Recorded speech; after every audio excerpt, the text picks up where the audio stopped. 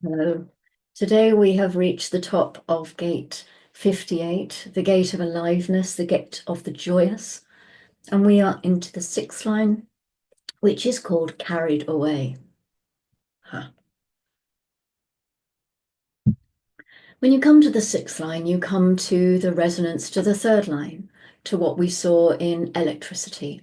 And what we saw there was that there is this built-in alpha field. The exalted says, I want to be the leader. And the other side of that is, I have to give my energy anyway, so I'll be a follower just to get my energy out. These are the two sides of the third line. It's not about good or bad, it's just two sides, the binary that we live in, the duality. When you come to the sixth line, to the potential of wisdom, to the transition to what is beyond, it is looking to the whole circuit. It says, I am looking at the whole circuit, and therefore I will not give my energy to anything other than what is going to be experimented with, to what can be proven, to what will become part of the pattern and the flow of society and the format, the focus of how we operate. That is something that society is going to be led into, something that they will be guided into by their leaders. And this is quite a vision to hold. In the exaltation, it says the tendency to practicality that while thoroughly enjoying external stimulation has the instinct to draw back when its independent integrity is threatened. The energy to fuel independent integrity that will maintain its identity in times of stimulation. So this is a kind of classic sixth line that says, no, no. Why should I give you my energy or give my energy to that kind of experiment? I will only waste my money and my time. I will only involve my energy in this correction, in this challenge, in this experiment, if I am the alpha, if I can maintain my independent integrity. I'm not going to be a follower. Oh, if I'm a follower, you can go away. I'm not going to be involved. So don't ask me for anything unless you want my money to build a business. That's okay, but I have to be the boss. Otherwise, you're not getting any money. Go away. Sixth lines go through their third line phase in order to have enough experience to grow into their wisdom. The difference is when that ends. Generally, we are taught that the third line phase for a sixth line lasts until around 28, that first Saturn return. But Ra mentioned a few times in his line explorations that third line phase actually ends sort of at the end of the teenage years, and it rarely goes into the early 20s. He said that's about how long the third line stage is for most sixes. Which isn't to say, of course, that there aren't exceptions. There will be, but most of those exceptions simply have to do with people who are not being themselves. So my question for you is, do you have a sixth line profile? I would love to know your experience of this. I only have, 3 6 lines, and none of them are profile. And it's not my profile. I'm a 2/4. Two of my sixes are unconscious. So I haven't been aware of this process of, having a third line process with them, being on the roof with them and all of that. I had no idea about human design when those lines were in their third line stage. I don't think Ra actually had even had his encounter by that point, So yeah, it's a while back. Anyway, the electrical phase is going to come very young. Most six lines learn their lessons by the time they're, 10 years old, really, because you have those experiences in your family. No, they generally don't let us get away with too much. So we have our martyr experience whilst in the loving arms of our family until you can rise above that. And there's a deep conditioning here, and some people never break free of that. But after this point, you can end up being able to secure your identity, which is what the third line had in the first place, and really get to a position above that where you can see clearly where to put your energy so that it really is productive for the collective. There are so many needs for experimentation, yet so few things that truly need to be experimented with, and only those things that can be identified by the 16 because the 16th gate of skills and enthusiasm, they're at the top of the stream. They can really see, yes, this will be something that can be experimented with. Only then is that possible. So there's quite a process. And the sixth line doesn't just see the gate at the other end of the channel, it sees the whole circuit. The sixth line here recognizes that just giving energy to any challenge is not what it's all about. Now, that's just self-serving. To give energy to a challenge that can manifest as an experiment, that can become part of the collective process, that can ultimately lead humanity into a more secure pattern, or confirm to humanity that they are in a secure pattern, that is the ultimate concern of this sixth line. The detriment says, when its basic intelligence is effectively stimulated, its natural desire for attunement will lead it to identify so strongly with the stimulation that it's at risk of losing its identity. The energy which fuels loss of identity in times of stimulation. Often people read this line, it comes to the bit about losing your identity, and they get very nervous. It's okay. It's not bad. If we did not have these people, we would have no dedication.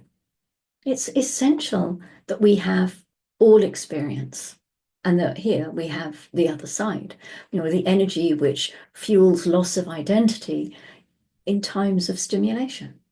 That leads to the identification that ends up being what we call skills. The 16th gate at the top of the stream is this gate of identification. If you cannot identify with your art, you're not an artist. In the East, they say, do not identify. In human design, we say, don't identify with identification. But the identification is there. This stream is about identification. If you really manage to stimulate a 58-9-6, they will give up everything for the cause. They will give up everything for the experiment, for that identification, because that leads to great art and great changes in all kinds of things.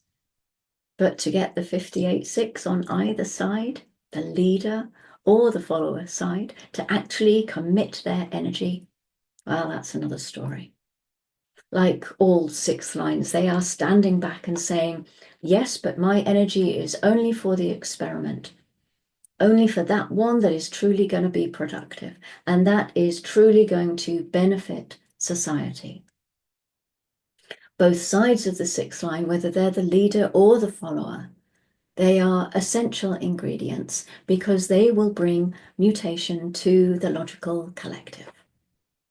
When they commit themselves to something that is a very important commitment of energy, but do not count on them to do that. They can do that. They can commit and commit strongly, but they might not. They're not the 58-2 that is standing there saying, yep, I'm ready. What do you want? What do you need my energy for? Where are we going? That's not the sixth line way. Well, it's built into everything that is logical, built into its very energy. There is a division between those who lead and those who follow. It is always there because this is where the hierarchy is empowered. A final thing to remember about the 58th gate. We only have two fuel gates for the logical process out of the root center, the 52 and the 58. They are in opposition in the wheel. They are part of the same cross. This is a very powerful force that operates through this polarity. You have to clearly see the importance of the 58. It has to be encouraged to participate in the logical process. There's no question about that. We need that energy in order to properly and healthily challenge authority. When you get to the point that you've looked around in your life and you've seen that you could put your energy into all kinds of stuff, but it doesn't lead to where you think it should, and you finally get something that really looks like that, then you will lose your identity. Oh, okay. This is collective after all. It will only be damaging to you if you enter into a situation not as yourself. If you enter into something according to your definition, your type, your authority, then the aspects of your design are always going to operate properly and are always going to meet what's correct for them. If you have a line that says you're going to break your leg, and there is no such line, by the way, don't go looking for it, but say there was and that happened to be your line, break your leg properly. Enter into your relationships properly. And if you enter into them properly, as yourself in that moment of breaking your leg, it will be a very, very important moment in your life because it will lead you correctly to the next stage of your life.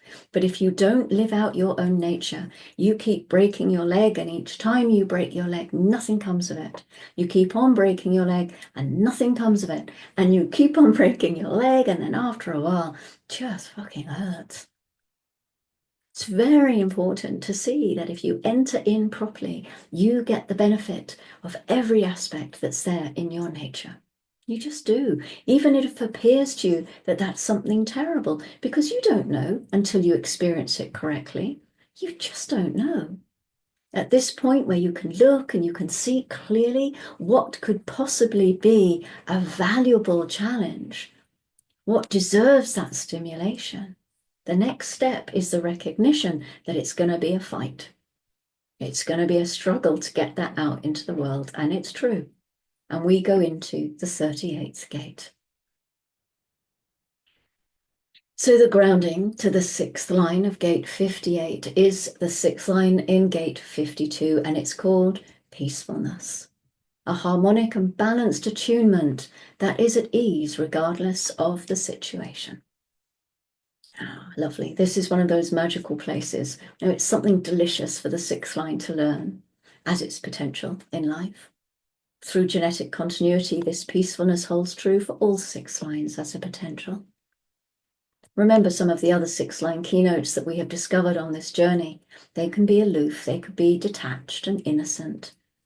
They could be hypocrites, but they can be wisdom keepers. And whether they're being joyous in their aliveness or keeping still in their inaction, that peacefulness is still there. Venus goes into gate 30 this morning, or it went into gate 30 this morning at just after midnight, 0039. The solar plexus gate of the clinging fire, the recognition of feelings. Gate 30 is in abstract circuitry. It's part of the human experiential way, and the energy here is cyclical. It's coming through from that format channel of the 5342, channel of maturation. Experiences come and go. They begin and they end.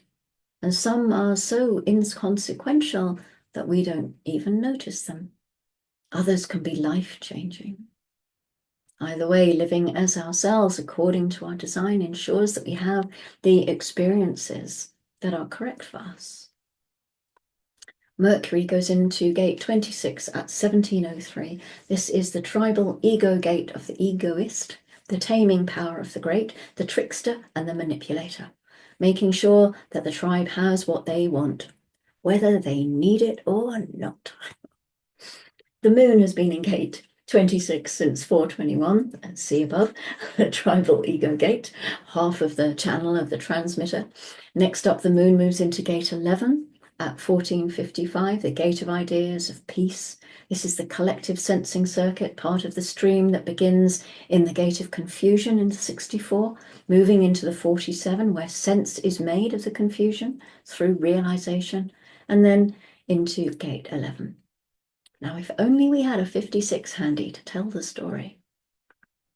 And then finally, the moon moves into gate 10 at 0122. This was our last sun transit, the gate of the behavior of the self in the G center, part of integration, part of centering. This is the roll gate that gives us the names of our profile lines, those lines that we know and love. So tomorrow we move into gate 38 and the gate of struggle. And what was I going to say about that?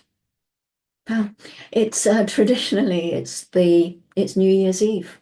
So that tomorrow in gate 30, I think it's tomorrow. Hold on, I'm going to check this in my trusty Excel sheet because I don't want to give you bad information. Gate No, it's not. Tomorrow is, I'm a day behind or ahead of myself. So forget that. But we're getting close to New Year. Not, yes, to New Year. So, and as you might know by now, I am doing a series of talks on these New Year gates, and gate 38 that we're going in tomorrow, you know, the gate of struggle of the fighter. It's in the channel of struggle. It's the gate of the fighter. It's it's a different way of looking at it. It's yeah, something I'm going to introduce. Anyway, look out for that. If you've subscribed maybe to my newsletter, then you will get it automatically. I hope. I think I've set that up to happen. Yeah, anyway, I will post it, so look out for that. Thank you very much for joining me through this period of joyousness and aliveness. I will see you for struggle. See you for the fight, back in the ring tomorrow. And until then, as always, go gently.